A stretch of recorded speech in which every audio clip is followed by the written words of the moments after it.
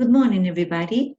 Here today, the English department is proud to present to you public sessions, of English, in which some of your classmates from 12 grades mainly are going to show you how they have learned English through topics, they like or their preferences about books,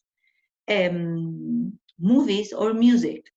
In this case, Emilio Ulloa, Diego Elwin, Leonardo Romero, Fernanda Castro, Carla Maureira, are going to present to you some of the topics that they chose from, in this case, one each of your classmates, to present today. And in this way, they are going to see, you're going to see how they have stated some of their ideas, in English, let's say during 5-6 minutes, but you can see how well they have done this work because they have had the supervision of Miss Claudia and me, but most of the time they have worked on their own. So we hope you like it and see how much effort, and a lot of commitment your classmates have put into this. We all hope that you like their presentations. Here we go.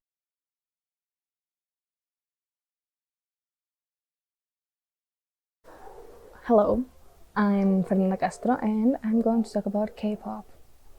Even though I think everybody knows what K-pop is, I have to explain it. So, K-pop is a very popular music genre these days, and it's born in South Korea. I think it became more popular in this part of the world with Super Junior and Big Bang in like 2005 and 2006.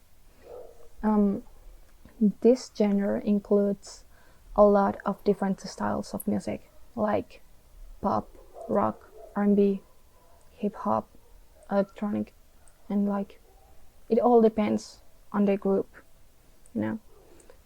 So K-pop, it's more than just the looks of the members of the group. Like every album has a concept that goes with the main song, and that song goes with a choreography, a music video, like visuals, production, like a lot of stuff. What else? So yeah, no, that would be it. It's more than just looks. Okay, so here's where I started talking about the thing I wanted to.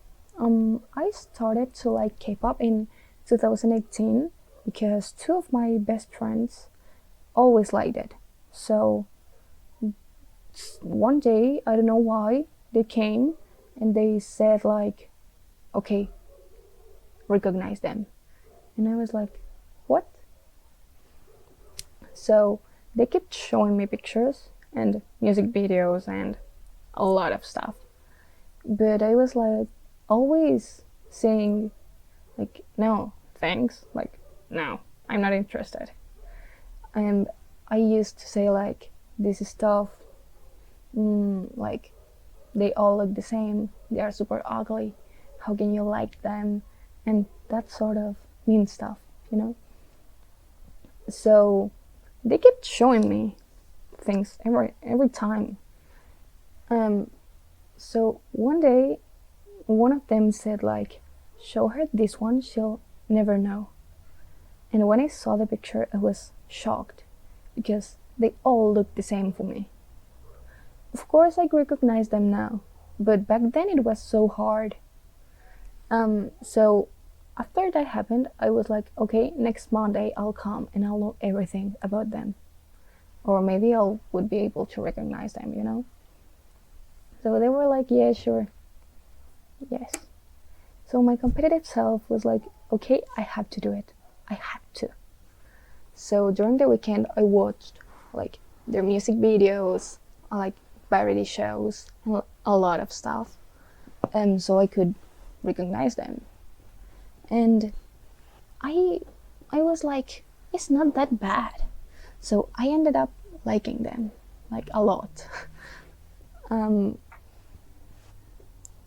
What I want to say is that a lot of people like me used to judge them just by their appearance. I'm so ashamed of that. And yes, like a lot of people tend to say that kind of stuff, like they're super ugly, how can you like this shouldn't be considered music, and that things. Now that I'm a fan, I find it super annoying to hear that kind of comments. So I don't know if anyone's watching this, but if you don't like K-pop and you say that kind of stuff, it would be nice to stop. You may look at it and then you can have an opinion about it. And if you end up not liking it, like, be respectful anyway. So yeah, that's what I wanted to say. Thanks for watching. Bye. Hi everyone, so today I'm going to talk about Taylor Swift, one of my favorite artists so far. She is a pretty known American singer and songwriter who was born on December 13, 1989 in the US Pennsylvania. She grew up on her family's Christmas tree farm, and her grandmother had been a professional opera singer, and she soon followed in her musical footsteps. By the age of 10, she was already singing at a variety of local events, and at the age of 12, she began writing her own songs and learning guitar. When Taylor was 16, she moved to Tennessee, known as the country music capital, to start her own career as a country singer. This allowed her to get a contract with Big Machine Records, and with this label, she released the albums Taylor Swift in 2006, Fearless in 2008. I want to say that this album made her the youngest artist to win the Grammy Award for Album of the Year. Speak Now in 2010, Red in 2012, 1989 in 2014, and Reputation in 2017. Although all of the albums won a lot of renown, 1989 took her to the next level. With this album, she seemed to step farther away from her country music roots. Shake It Off proved to be the catchiest tracks of 2014, followed by Blank Space, and she sold more than 1.2 million copies in its first week, making her the first artist to top the 1 million mark in opening week sales for 3 albums. Finally, this record gave her the chance of being the winner of 3 Grammy Awards, which are Best Music Video, Best Vocal Album, and Album of the Year. Despite of the success of this album, this record also led her to be pretty criticized by the musical press, and that was the reason why she decided to disappear from social media at all for over a year. And at the end of 2017, she released her album Reputation, defined as her most cathartic album, which is full of her personal life and her own disputes. This is personally my favorite one. I really like it because it's darker than the others and it contains a mix between pop and electropop, which are genres that I really enjoy listening to. However, with this whole new album, she wanted to show a different side of her. She started her career when she was 15, and now she's in her mid-late 20s. I think she's already 30, demonstrating a more adult and mature side. This is a reason why I also like this album. And by the way, a concert of the Reputation Stadium tour is recorded and you can stream it on Netflix. I'm pretty sure you will love it though. I really love it and I watch it all the time.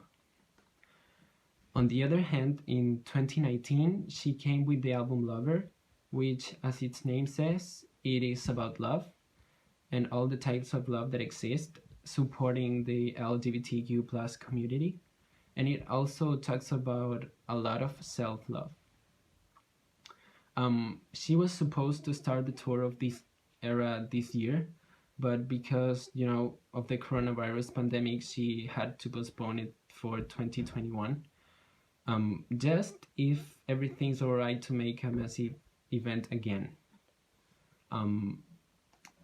If we talk about the content of her songs, she's pretty known as a storyteller artist.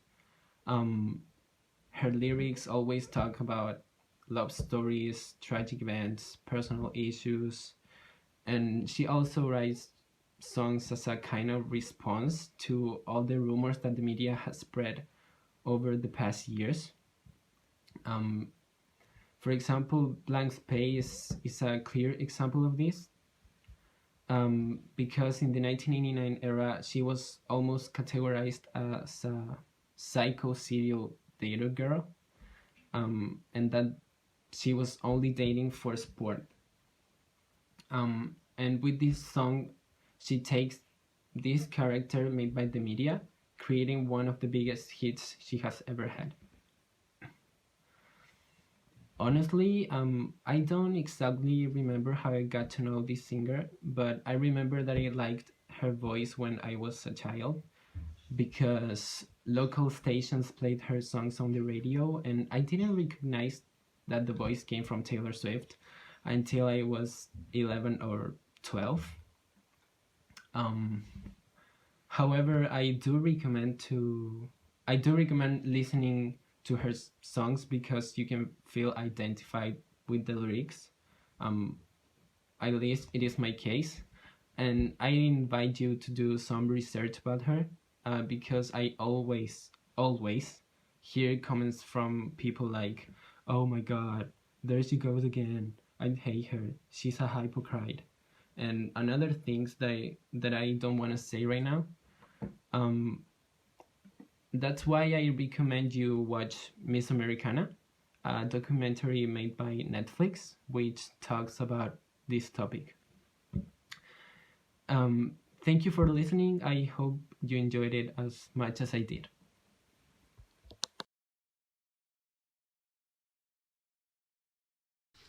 Hello, my name is Carla. I'm from 12th grade and today I'm going to talk about one of my favorite bands, Wallows. Wallows is an American alternative rock band composed of three childhood best friends. The first member is Dylan Minnette. He's the vocalist of the band and also the main character from the show 13 Reasons Why on Netflix that I'm sure you have seen. Also, we have Brady Lemasters, he's the lead guitarist of the band. And finally, we have Cole Preston, the drummer. The young band began to release music in 2017, and Blizzard was the first single, which reached number 2 on the Spotify Global Viral 50 chart. They became known for their popular song featuring Clearer, Are You Bored Yet? That currently have more than 120 million of streams. Also, the band started a tour last year in which to each of the venues of the cities they have gone to, they have participated in collection campaigns for humanitarian non-profit purposes. And another thing is that Wallows reached number 1 on the Billboard Breakout Artist list on 2019.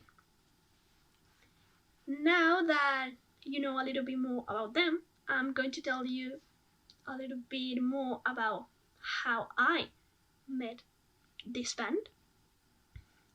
So I started to listen to them when they released their debut album Nothing Happens, and I became obsessed with them and their amazing music, of course.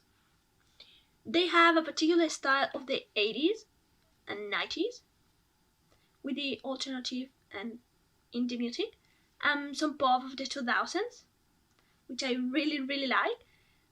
And also, I love the combination of different instruments with the vocals in every song because that makes every song really unique. And you can see this in their music videos because they they follow this kind of aesthetic too. So they are super fun to watch. And to be honest, I can't choose a favorite song because every one of them makes me want to dance, and I feel like I'm part of a movie in the 90s. And every time that I see anything related to them, I put in a really, really good mood. Dylan, Braden, and Cole make a really different type of music that is not the typical pop or the music that you listen on the radio today. So I think that you should give an opportunity to this genre because with every song you can experience new feelings. And personally, I think that that is what music is all about.